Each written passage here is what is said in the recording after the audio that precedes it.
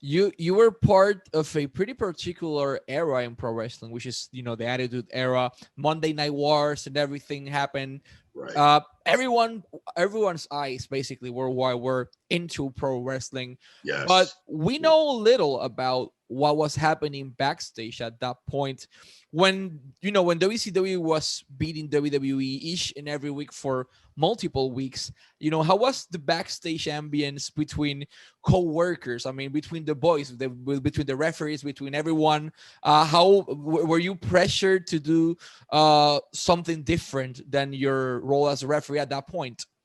It was. I don't think we were pressured to do a role as a referee because the referee has to do everything right down to, we comp tickets, we don't sell tickets, So I mean, in our profession, so I think it was everybody was like, yeah, tense and strict and unbelievable. Everybody was like, we thought we were going to go work for the Ted Turner and the network and then the CNN company. Otherwise, at some point, which God, I'm thinking, would they even take a referee? Now we took Charles and we took Nick Patrick, and that changed and that transformed. When we transformed WCW into WWE and took over the wrestling business and territories. Period. But we just did our jobs. We knew there was more stress, more or less, on Vince and Kevin Dunn and the producer and everybody else, because you needed to they were following every night on the monitors in their offices. Like Vince would watch WCW, he'd have our show on, see what they're doing in next seg, what are they going off the air with, what are they going into commercial break, and if it's a 2-hour show, what are they going on the crossover? The crossover is very, very important, going into the crossover to keep that attention of the crowd, the fan base out there and the ratings. So yeah, there was. I mean, there was a time where WCW, I remember stopping at the office in Connecticut, living in South Jersey, and we had to go there, and there was a WCW billboard that was built right in Stamford, Connecticut.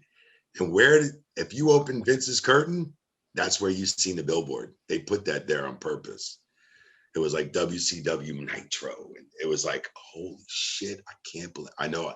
I remember the company being hot over that, because imagine looking out your window and you got to see this billboard, And then, and eventually Hunter and the clique there had to make a little, invasion on WCW one night, which was nice, So, I mean, the wars were going on, man. Yeah, of course, we were worried about our jobs. That's for sure.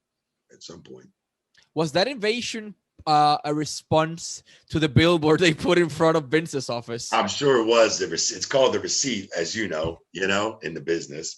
So, yeah, I'm sure that was kind of a receipt after that, that and many other things at WC. They were just beating us in the ratings and everything. So, we were on the outside looking in on in professionally in the rating standpoint, and we knew we had this awesome product, but they were getting guys and in the NWO and all this other stuff, getting our old school guys, and it was like, come on.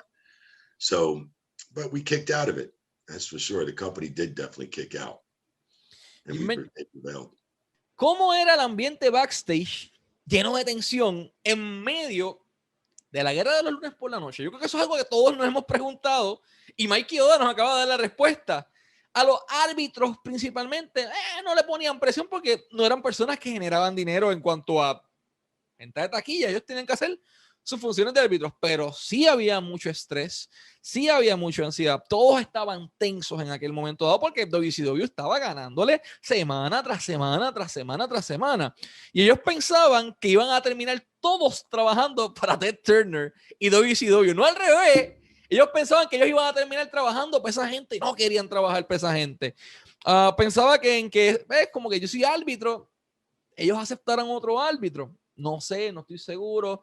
¿Seré yo esencial cuando esta gente nos compre? O sea, que la gente en WWF, como estaban perdiendo todas las semanas, pensaban, de hecho, que ellos iban a terminar vendiéndole la empresa a Ted Turner y a TNT como tal.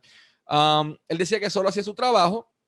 Había más estrés del lado de Vince McMahon y de Kevin Dunn. Y aquí viene la parte interesante de esta historia. Mike Chioda relata como Kevin Dunn y Vince McMahon estaban todas las semanas con un monitor en el área del Gorilla Position, un ojo viendo lo que hacía WCW, segmento a segmento, comercial tras comercial, y otro ojo viendo lo que estaban haciendo ellos. La calidad del multitasking de esta gente era impresionante. Ellos estaban todas las semanas viendo el show de WCW en un monitor mientras corrían el show de WWF. La empresa se enfureció. ¿Y por qué motivo fue que se enfurecieron? Simple. WCW tenía mucho billete. Y adivinen qué decidieron hacer. Ted Turner y WCW le ponen un billboard, un cartel enorme, monumental, frente a la oficina de WWF en Stamford, Connecticut. Pero no en cualquier parte. Cuando Vince McMahon abría las ventanas de su oficina, ahí tenía WCW Nitro todos los lunes. Ya Vince McMahon estaba hasta aquí. Ya estaba harto. Porque WCW jugó sucio. Le puso un cartel justo en la oficina al frente de Vince McMahon. Vince abría las ventanas. Maldita sea. Lo primero que veía era el cartel de WCW. ¿Cómo WWF respondió a eso? ¿Cuál fue el recibo de WWF? Creo que todos recordamos aquella invasión de The Generation X a la arena de WCW. Y Mike Chioda nos confirma que efectivamente esa invasión ocurre porque ellos pusieron un cartel frente a la oficina de Vince McMahon. Y el resto fue historia.